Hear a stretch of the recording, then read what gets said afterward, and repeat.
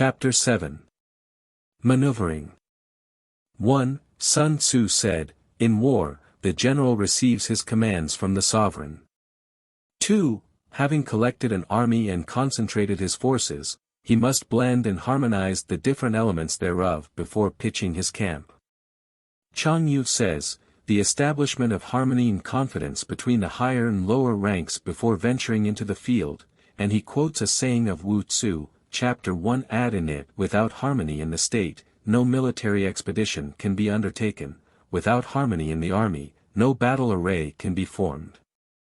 In an historical romance, Sun Tzu is represented as saying to Wu Yuan, "As a general rule, those who are waging war should get rid of all the domestic troubles before proceeding to attack the external foe." 3. After that, comes tactical maneuvering, than which there is nothing more difficult. I have departed slightly from the traditional interpretation of Tsao Kung, who says, "From the time of receiving the sovereign's instructions until our encampment over against the enemy, the tactics to be pursued are most difficult." It seems to me that the tactics or maneuvers can hardly be said to begin until the army has sallied forth and encamped, and Ch. Yenhao's note gives color to this view. For levying, concentrating, harmonizing and entrenching an army, there are plenty of old rules which will serve. The real difficulty comes when we engage in tactical operations. Chu Yu also observes that the great difficulty is to be beforehand with the enemy in seizing favorable position. The difficulty of tactical maneuvering consists in turning the devious into the direct, and misfortune into gain. This sentence contains one of those highly condensed and somewhat enigmatical expressions of which Sun Tzu is so fond.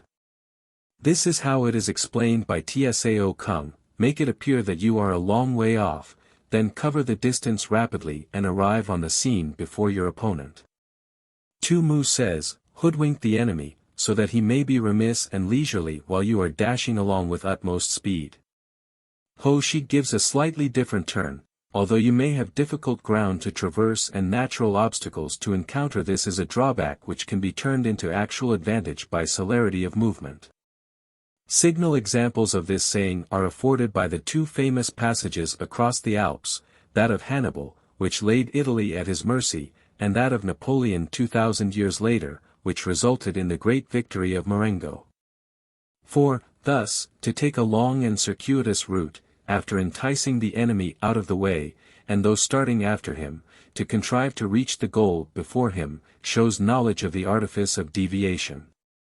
Tu Mu cites the famous march of Chao Shi in 270 BC to relieve the town of Ou, which was closely invested by a Qin army. The king of Chao first consulted Lin Pe on the advisability of attempting a relief, but the latter thought the distance too great, and the intervening country too rugged and difficult. His Majesty then turned to Chao Shi, who fully admitted the hazardous nature of the march, but finally said, "We shall be like two rats fighting in a hole, and the pluckier one will win." So he left the capital with his army, but had only gone a distance of 30 li when he stopped and began throwing up entrenchments. For 28 days he continued strengthening his fortifications, and took care that spies should carry the intelligence to the enemy. The Qin general was overjoyed, and attributed his adversary's tardiness to the fact that the beleaguered city was in the Han state, and thus not actually part of Chao territory. But the spies had no sooner departed than Chao Shi began a forced march lasting for 2 days and 1 night, and arrive on the scene of action with such astonishing rapidity that he was able to occupy a commanding position on the North Hill before the enemy had got wind of his movements. A crushing defeat followed for the Qin forces, who were obliged to raise the siege of Ou in all haste and retreat across the border. 5. Maneuvering with an army is advantageous, with an undisciplined multitude, most dangerous. I adopt the reading of the Tung Tin, Chen Yushin and the Tu Shu, since they appear to apply the exact nuance required in order to make sense. The commentators using the standard text take this line to mean that maneuvers may be profitable, or they may be dangerous. It all depends on the ability of the general. 6. If you set a fully equipped army in march in order to snatch an advantage, the chances are that you will be too late. On the other hand, to detach a flying column for the purpose involves the sacrifice of its baggage and stores. Some of the Chinese text is unintelligible to the Chinese commentators, who paraphrase the sentence. I submit my own rendering without much enthusiasm, being convinced that there is some deep-seated corruption in the text. On the whole, it is clear that Sun Tzu does not approve of a lengthy march being undertaken without supplies. Cf. Infra, Section 11. 7. Thus, if you order your men to roll up their buff coats, and make forced marches without halting day or night, covering double the usual distance at a stretch. The ordinary day's march, according to Tu Mu, was 30 li, but on one occasion, when pursuing Liu Pei, Tsao is said to have covered the incredible distance of 300 li within 24 hours. Doing 100 li in order to wrest an advantage, the leaders of all your 3 divisions will fall into the hands of the enemy. 8. The stronger men will be in front, the jaded ones will fall behind, and on this plan only 1/10 of your army will reach its destination.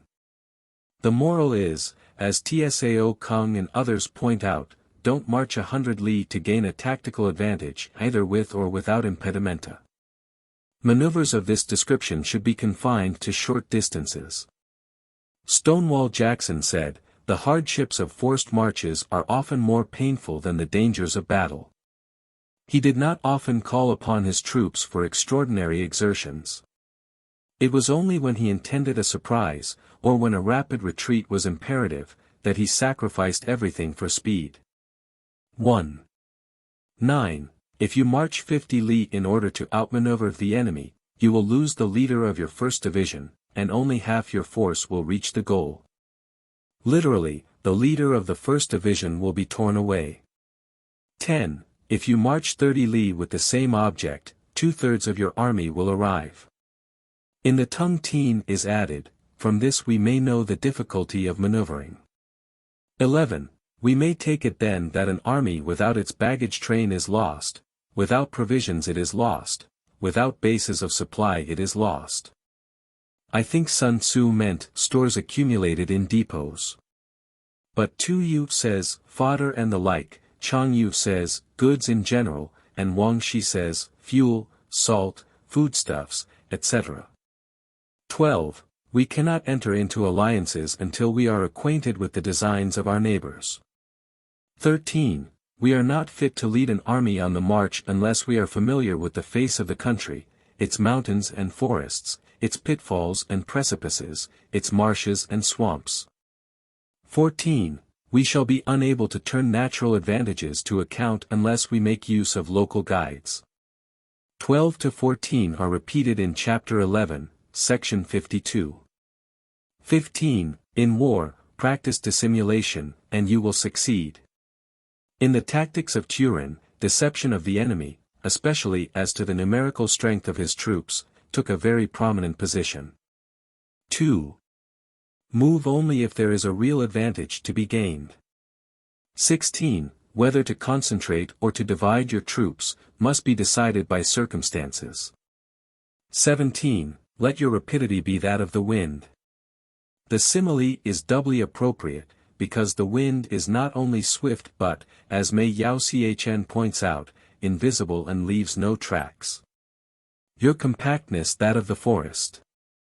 Meng Shi comes nearer to the mark in his note, when slowly marching, order and ranks must be preserved, so as to guard against surprise attacks.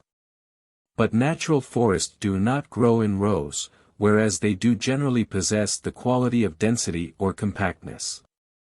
18. In raiding and plundering be like fire. Cf. Shi Qing, 4. 3, 4. 6. Fierce as a blazing fire which no man can check. In immovability like a mountain. That is, when holding a position from which the enemy is trying to dislodge you, or perhaps, as Tu Yu says, when he is trying to entice you into a trap. 19. Let your plans be dark and impenetrable as night, and when you move, fall like a thunderbolt. Tu Yu quotes a saying of Tai Kung which has passed into a proverb, you cannot shut your ears to the thunder or your eyes to the lighting, so rapid are they. Likewise, an attack should be made so quickly that it cannot be parried. 20. When you plunder a countryside, let the spoil be divided amongst your men. Sun Tzu wishes to lessen the abuses of indiscriminate plundering by insisting that all booty shall be thrown into a common stock, which may afterwards be fairly divided amongst all. When you capture new territory, cut it up into allotments for the benefit of the soldiery. Chen Hao says, quarter your soldiers on the land, and let them sow and plant it. It is by acting on this principle, and harvesting the lands they invaded, that the Chinese have succeeded in carrying out some of their most memorable and triumphant expeditions, such as that of Pan Cao who penetrated to the Caspian, and in more recent years, those of Fu Keangan and Zhou Tsungtiang. 21. Ponder and deliberate before you make a move. Chang Yu quotes Wei Liao Tzu as saying that we must not break camp until we have gained the resisting power of the enemy and the cleverness of the opposing general. Cf. the 7 Comparisons, in I, Section 13. 22. He will conquer who has learnt the artifice of deviation. See Supra, Sections 3, 4. Such is the art of maneuvering. With these words, the chapter would naturally come to an end. But there now follows a long appendix in the shape of an extract from an earlier book on war, now lost, but apparently extant at the time when Sun Tzu wrote. The style of this fragment is not noticeably different from that of Sun Tzu himself, but no commentator raises a doubt as to its genuineness. 23. The Book of Army Management says. It is perhaps significant that none of the earlier commentators give us any information about this work. Meiyao Chn calls it an ancient military classic, and Wang Shi, an old book on war. Considering the enormous amount of fighting that had gone on for centuries before Sun Tzu's time between the various kingdoms and principalities of China, it is not in itself improbable that a collection of military maxims should have been made and written down at some earlier period. On the field of battle. Implied, though not actually in the Chinese. The spoken word does not carry far enough, hence the institution of gongs and drums. Nor can ordinary objects be seen clearly enough, hence the institution of banners and flags. 24. Gongs and drums, banners and flags, are means whereby the ears and eyes of the host may be focused on one particular point. Chang Yu says, if sight and hearing converge simultaneously on the same object, the evolutions of as many as 1,000,000 soldiers will be like those of a single man. 25. The host thus forming a single united body, is it impossible either for the brave to advance alone, or for the cowardly to retreat alone? Chuang Yu quotes a saying, equally guilty are those who advance against orders and those who retreat against orders. Tu Mu tells a story in this connection of Wu Qi, when he was fighting against the Qin state. Before the battle had begun, one of his soldiers, a man of matchless daring, sallied forth by himself, captured 2 heads from the enemy, and returned to camp. Wu Qi had the man instantly executed, whereupon an officer ventured to remonstrate, saying, this man was a good soldier, and ought not to have been beheaded. Wu Qi replied, I fully believe he was a good soldier, but I had him beheaded because he acted without orders. This is the art of handling large masses of men. 26. In night fighting, then, make much use of signal fires and drums, and in fighting by day, of flags and banners, as a means of influencing the ears and eyes of your army. Chen Hao alludes to Li Guangpai's night ride to Hoyang at the head of 500 mounted men. They made such an imposing display with torches, that though the rebel leader Shi Suming had a large army, he did not dare to dispute their passage. 27. A whole army may be robbed of its spirit. In war, says Chang Yu, if a spirit of anger can be made to pervade all ranks of an army at one and the same time, its onset will be irresistible. Now the spirit of the enemy's soldiers will be keenest when they have newly arrived on the scene, and it is therefore our cue not to fight at once, but to wait until their ardor and enthusiasm have worn off, and then strike. It is in this way that they may be robbed of their keen spirit. Li Chun and others tell an anecdote, to be found in the Tso Chuan, Year 10, Section 1, of Tsaok, a protege of Duke Chuang of Lu. The latter state was attacked by Qi, and the Duke was about to join battle at Changzhou, after the first roll of the enemy's drums, when Tsao said, "Not just yet." Only after their drums had beaten for the third time, did he give the word for attack. Then they fought, and the men of Qi were utterly defeated. Questioned afterwards by the Duke as to the meaning of his delay, Tsaok replied, "In battle, a courageous spirit is everything." Now the first roll of the drum tends to create this spirit, but with the second it is already on the wane, and after the third it is gone altogether. I attacked when their spirit was gone and ours was at its height. Hence our victory. Wu Tzu, Chapter 4, puts spirit first among the 4 important influences in war, and continues, the value of a whole army, a mighty host of 1,000,000 men, is dependent on one man alone, such is the influence of spirit. A commander-in-chief may be robbed of his presence of mind. Chang Yu says, presence of mind is the general's most important asset. It is the quality which enables him to discipline disorder and to inspire courage into the panic-stricken. The great General Li Qing, AD 571–649, has a saying, attacking does not merely consist in assaulting walled cities or striking at an army in battle array, it must include the art of assailing the enemy's mental equilibrium. 28. Now a soldier's spirit is keenest in the morning. Always provided, I suppose, that he has had breakfast. At the Battle of the Trebia, the Romans were foolishly allowed to fight fasting, whereas Hannibal's men had breakfasted at their leisure. See Livy, XXI, Liv. 8, LV 1 and 8. By noonday it has begun to flag, and in the evening, his mind is bent only on returning to camp.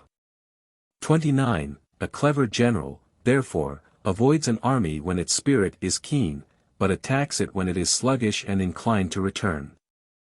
This is the art of studying moods. 30. Disciplined and calm, to await the appearance of disorder and hubbub amongst the enemy, this is the art of retaining self-possession. 31. To be near the goal while the enemy is still far from it, to wait at ease while the enemy is toiling and struggling, to be well fed while the enemy is famished, this is the art of husbanding one's strength. 32. To refrain from intercepting an enemy whose banners are in perfect order, to refrain from attacking an army drawn up in calm and confident array, this is the art of studying circumstances. 33. It is a military axiom not to advance uphill against the enemy, nor to oppose him when he comes downhill. 34. Do not pursue an enemy who simulates flight, do not attack soldiers whose temper is keen. 35. Do not swallow a bait offered by the enemy. Li Chun and Tu Mu, with extraordinary inability to see a metaphor, take these words quite literally of food and drink that have been poisoned by the enemy. Chen Hao and Chang Yu carefully point out that the saying has a wider application. Do not interfere with an army that is returning home. The commentators explain this rather singular piece of advice by saying that a man whose heart is set on returning home will fight to the death against any attempt to bar his way, and is therefore too dangerous an opponent to be tackled. Chang Yu quotes the words of Han Hsin, "Invincible is the soldier who hath his desire and returneth homewards." A marvelous tale is told of Tsao's courage and resource in Ch1 of the Sanqua Qi. In 198 AD, he was besieging Changsu in Jiang, when Lu Piao sent reinforcements with a view to cutting off Tsao's retreat. The latter was obliged to draw off his troops, only to find himself hemmed in between 2 enemies, who were guarding each outlet of a narrow pass in which he had engaged himself. In this desperate plight Tsao waited until nightfall, when he bored a tunnel into the mountain side and laid an ambush in it. As soon as the whole army had passed by, the hidden troops fell on his rear, while Tsao himself turned and met his pursuers in front, so that they were thrown into confusion and annihilated. Tsao said afterwards, "The brigands tried to check my army in its retreat and brought me to battle in a desperate position, hence I knew how to overcome them." 36. When you surround an army, leave an outlet free. This does not mean that the enemy is to be allowed to escape. The object, as Tu Mu puts it, is to make him believe that there is a road to safety, and thus prevent his fighting with the courage of despair. Tu Mu adds pleasantly, after that, you may crush him. Do not press a desperate foe too hard. Chn Hao quotes the saying, "Birds and beasts when brought to bay will use their claws and teeth." Chang Yu says, "If your adversary has burned his boats and destroyed his cooking pots, and is ready to stake all on the issue of a battle, he must not be pushed to extremities." Ho Shi illustrates the meaning by a story taken from the life of Yanxiechang. That general, together with his colleague Tu Chengwei, was surrounded by a vastly superior army of Khitans in the year 945 AD. The country was bare and desert-like, and the little Chinese force was soon in dire straits for want of water. The wells they bored ran dry, and the men were reduced to squeezing lumps of mud and sucking out the moisture. Their ranks thinned rapidly, until at last Fu Yanxiechang exclaimed, "We are desperate men. Far better to die for our country than to go with fettered hands into captivity." A strong gale happened to be blowing from the northeast and darkening the air with dense clouds of sandy dust. Tu Chengwei was for waiting until this had abated before deciding on a final attack, but luckily another officer, Li Shouqing by name, was quicker to see an opportunity, and said, "They are many and we are few, but in the midst of this sandstorm our numbers will not be discernible, victory will go to the strenuous fighter, and the wind will be our best ally." Accordingly, Fu Yanxiechang made a sudden and wholly unexpected onslaught with his cavalry, routed the barbarians and succeeded in breaking through to safety. 37. Such is the art of warfare.